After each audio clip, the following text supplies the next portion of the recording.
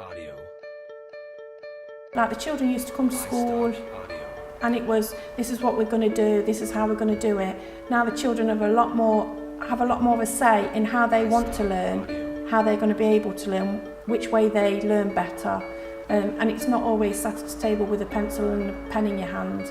And in fact, that's probably the lesser way we learn at the minute. As part of our creative approach, for want of a better terminology really, what we're trying to communicate across the entire school is a solution-focused approach to barriers that may come up in life. So, for example, in our Path event, one of the children said that they wanted to have a classroom much like the Teletubbies building. Now, in many ways, one may perceive that as impossible, but is it really impossible? Or could we actually use that idea to communicate to our children and community that there are ways that creatively we can go around investigating a seed such as that in such a positive way that perhaps could make it happen?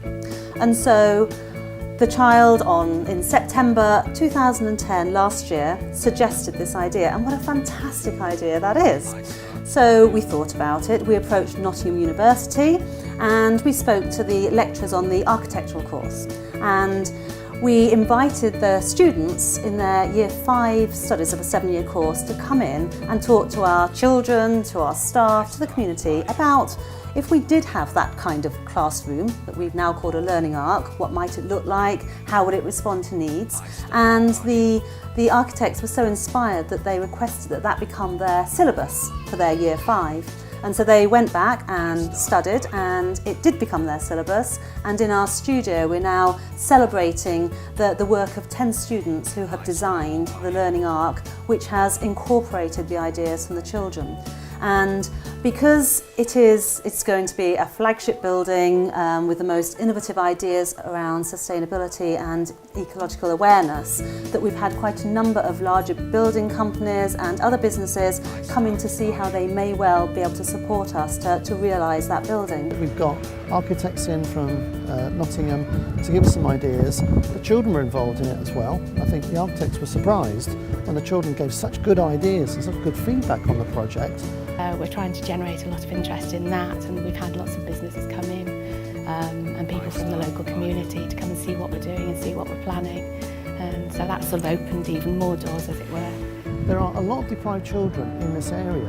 This school is a counterbalance to many of the problems they've got at home in their local area, so the Arc is another arm to that. What the point of it? Well, it's just going to be, as well as being an extra space for learning. I mean, it's another building where the children can actually learn in it and learn from it, because it's going to be a building that just epitomises everything to do with sustainability and ecologically sound building. And not only will it be for our children, but it'll be a space that other people can use, for example, other children from local family schools, people in the community, the scouts, the guides, that sort of thing. And for parents, for adult courses. And the idea is that it should be open throughout the year, so not just school term time. And it's just going to be a fantastic community resource. Very well spent money. But the Arc is something slightly different. It gives another context for children to learn and to enjoy and to relax and to see learning in a different way.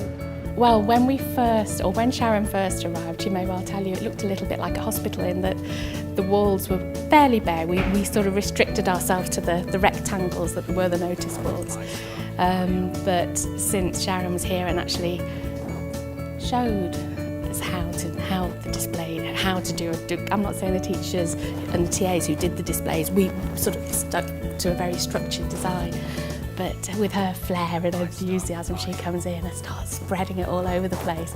Everywhere you look, there's evidence of what the children have been doing and what they're learning here. The whole environment to want to come to school, it's nice when you hear the children wanting to come to school. They don't not want to come to school. And they don't want to leave. No, and they don't want to leave. And whereas their parents before going back, the barriers are being broken down. They were sort of like, they didn't have a very nice experience. If they didn't have a very nice experience at school, then they don't want to talk to the teacher, but the environment that we've got it changes. It's just changing attitudes, and that's the biggest thing. The artwork, the stuff on the wall is just tremendous. And I've been speaking to other teachers and heads in the local area and enthusiastically telling them to come in and have a look, and they're just stunned when they see it.